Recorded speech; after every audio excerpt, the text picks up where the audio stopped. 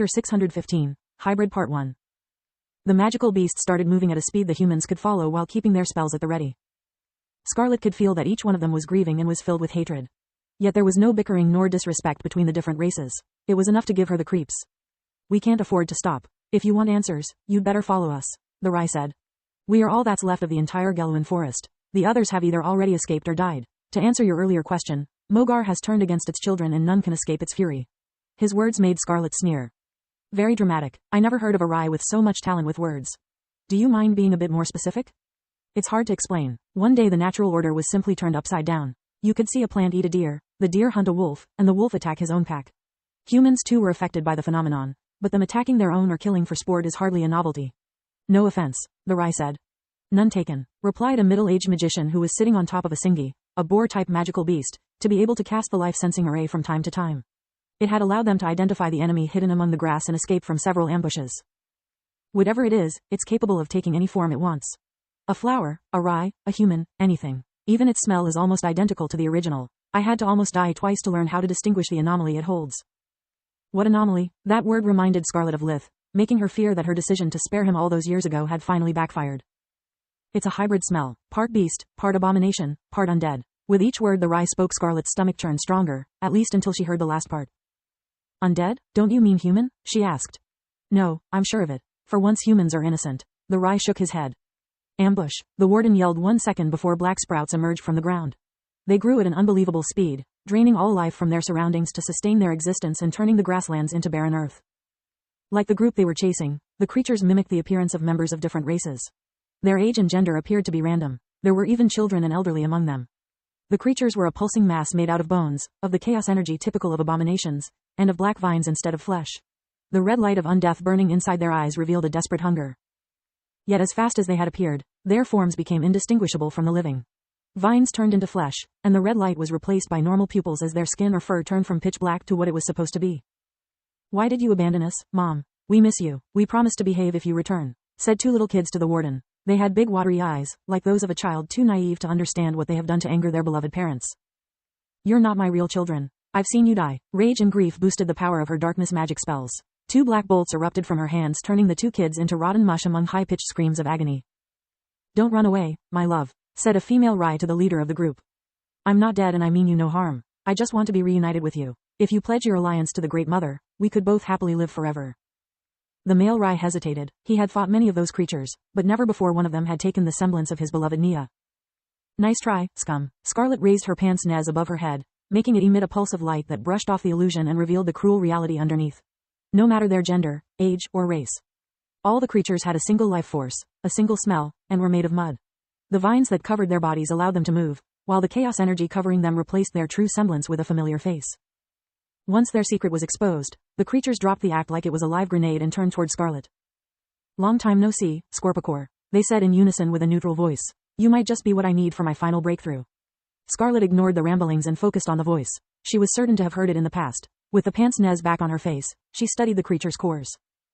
Whoever is behind this, it's not Lith. That is not his voice nor his rings, and these creatures have 3 cores each, whereas Lith had a single hybrid core with multiple properties. She thought. The hybrids extended their arms to attack, but the group of survivors wasn't willing to chat, so they attacked the moment the eyes of Menadian stripped the creatures of their disguise. Killing a pile of random stuff was much easier than murdering your loved ones over and over again. The undead nature of the creatures made them incredibly sturdy so that most spells had little to no effect on them. Darkness magic was their bane, but it was also slow, and very few creatures could use it aside from humans. That was why the group had formed and how they had survived for so long. The magical beasts would pin the enemies down to the ground, the humans would kill them with darkness magic, and the awakened plants would keep their allies alive without fail. Plants were the most gifted creatures in the rejuvenating arts. There was no injury they couldn't treat in a matter of seconds. By harnessing Mogar's life force, they could almost regrow an entire body with no burden on their patient's stamina. Yet that was before Scarlet's arrival. Now that she was the creature's target, the mastermind was no longer interested in capturing the others alive. Scarlet could see the chaos magic assembling on the creature's fingertips a second before they unleashed a barrage of black rays as fast as bullets. A wave of her hand enveloped the group of survivors in a dome of light that stopped the chaos spells. Chaos magic could destroy matter almost to the atomic level, but light magic was its fatal weakness. Chaos magic was nothing but darkness magic that had been forcefully stripped of its light counterpart. It was the imbalance that made chaos magic so powerful. The raw darkness magic was drawn by the light element residing inside its target, making it fast. Also, the darkness magic would drain the light element to return whole, amplifying darkness magic's destructive force several times. A light magic energy construct would restore the balance, turning chaos magic back into common darkness magic. Your version of Hollow Void is truly amateurish. It didn't put a dent in my source wall, Scarlet said. Her aim was to taunt her opponent into revealing their identity. No matter how hard she racked her brain, she had met too many people to remember them all. Supreme Magus, Web Novel, Chapter 616, Hybrid Part 2. You've grown stupid with age, the creatures said with a stern tone while charging at the source wall. Your barrier just traps my prey, preventing them from both escaping and retaliating.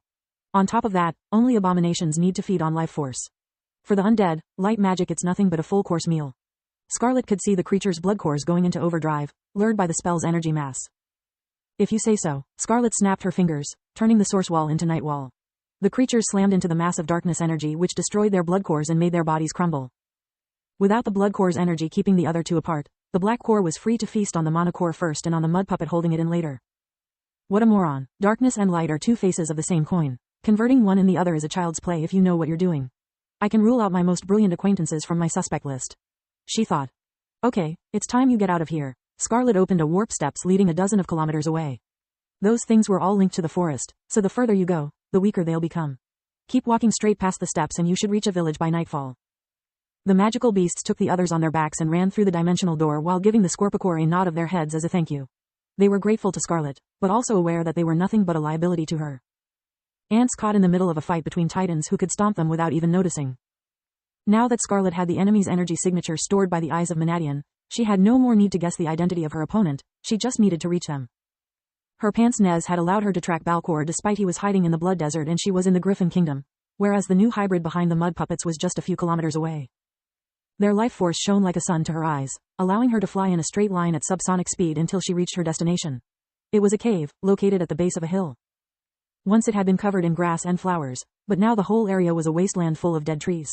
Her pants Nez could only pick up 3 different energy signatures and they were all hybrids. This smell, Zaisha, is it really you? Now that most of the smells were gone and with the hybrid so close, Scarlet's nose could easily perceive the familiar scent which in turn jogged her memory. Zaisha was an emperor beast even older than Scarlet was. In a sense, Scarlet considered her almost as a relative. Zaisha was the mother of all News, a feline species of emperor beasts. She had the head of a monkey, the body of a tiger, the wings of an eagle, and the front half of a snake for a tail. Both the Nu and the Scorpicore were chimeras, sharing light magic as one of 2 innate elements. The other one was fire for the Scorpicore and air for the Nu. How could you do something so cruel to your own home? To yourself? Have you gone insane? Scarlet asked. She remembered the Nu being a gentle and kind soul, to the point that she had refused to take the mantle of Lord of the Forest because of her hate for violence. I have no idea how you could find me so quickly, but it doesn't matter. Zatch's voice wasn't feminine anymore. It was the flat and cold tone of an undead who didn't care for their past anymore. As for your question, what kind of mother would let her children starve? The creature that came out of the cave barely resembled the emperor beast that Scarlet remembered. Zaisha had now a horned skull for a head, her body had turned white snow, and she was capable of standing on her hind legs 3 meters, 9 feet 10 inches, tall, having become more humanoid than before. Zatch's empty eye sockets were lighted by red undead energy. I don't know what you were talking about, but nothing justifies such a blatant abuse of forbidden magic. Scarlet's eyes became stone cold as she guessed what kind of changes had Zaisha put herself through. It's not forbidden magic if it's done for the greater good. All kinds of creatures will be able to benefit from my discovery. Normally, a mana and a black core cannot coexist, but what happens if you add blood core?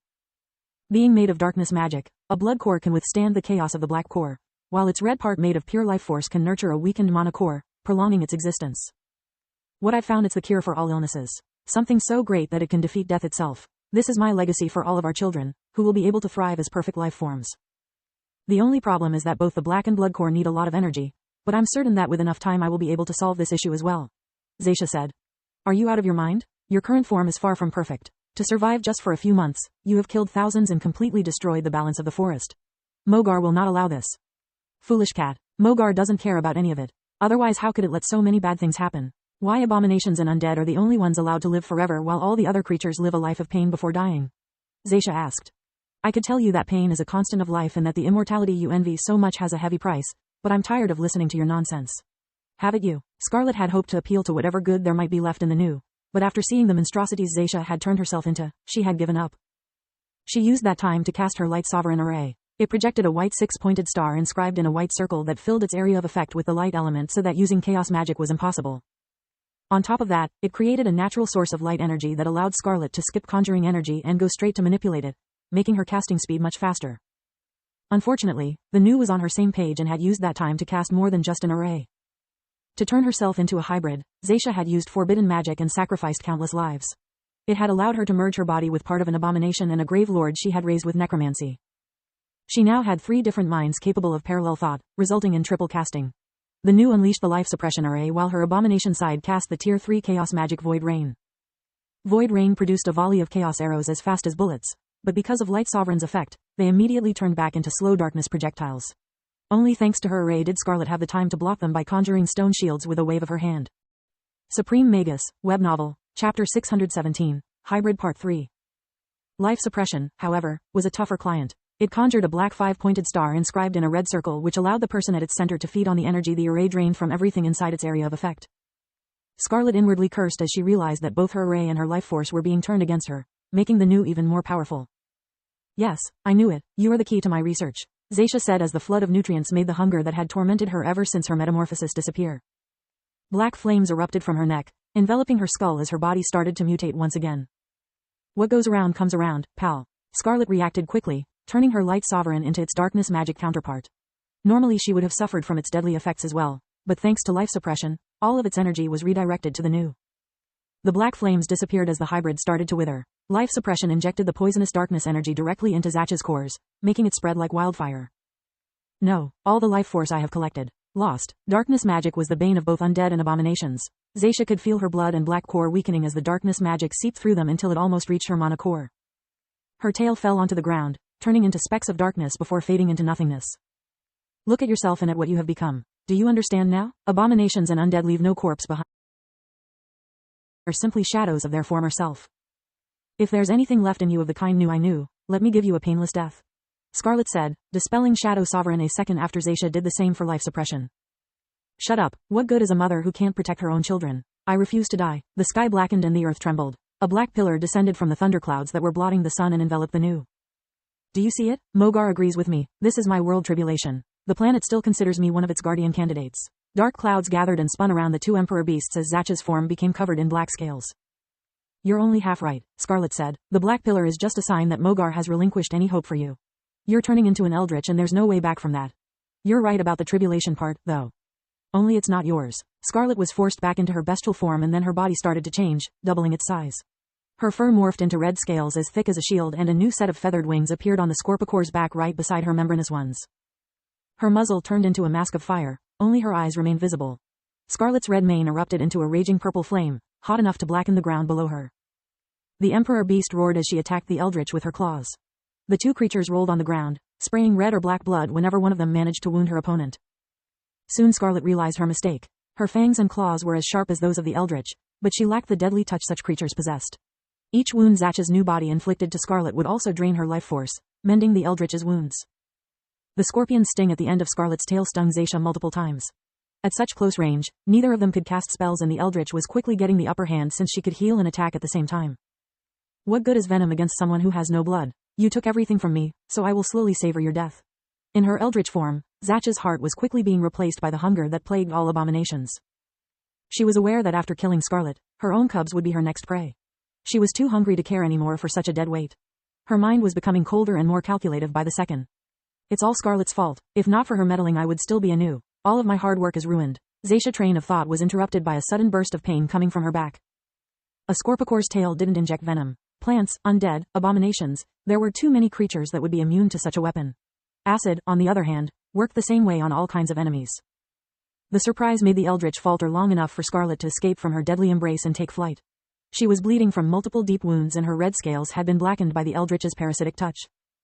That does it. Mogar is truly a scumbag. How can it give Zaisha a power-up, turning her into an Eldritch in the middle of our fight while giving a tribulation to me?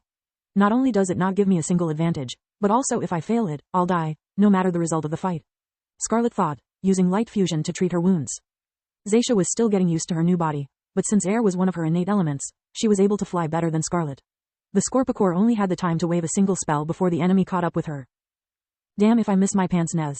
It would help me to understand how much power Zaisha has left. Too bad that chaos magic is too dangerous. If I take any artifact out of my pocket dimension, I risk it getting destroyed. I only have one trick left at this point. Scarlet kept dodging and stinging with her tail at her opponent, trying to stall for time as long as she could. Eldritches were indeed powerful, but because of their hunger, they consumed mana even while standing still. They needed a constant supply of energy to survive, so during such a heated battle, a newborn eldritch like Zaisha couldn't last long. She had yet to learn how to use her new abilities to their fullest. Zaisha was well aware that the tables had been turned. Each sting of Scarlet's tail opened a new wound, making her hunger worse. In the few seconds they had played airborne tag, she had consumed a lot of vitality just to keep up with her opponent's speed. Zaisha was eager to finish the duel and find something to eat. She focused her remaining energies into a full-powered Tier 4 Chaos Magic spell, Hollow Void. The black spear erupted the moment Scarlet was forced to slow down to avoid a patch of tall trees. At such a close range, the spell was unavoidable. Finally, here's my chance, Scarlet thought as she unleashed a powerful Tier 4 spell, Light Pillar. For a split second, the two spells clashed and Howling Void easily pierced through Construct, but Scarlet was expecting that. She reversed the light into darkness, so that the opponent's chaos magic stripped her own spell of its light element, turning the Howling Void into normal darkness magic and vice versa.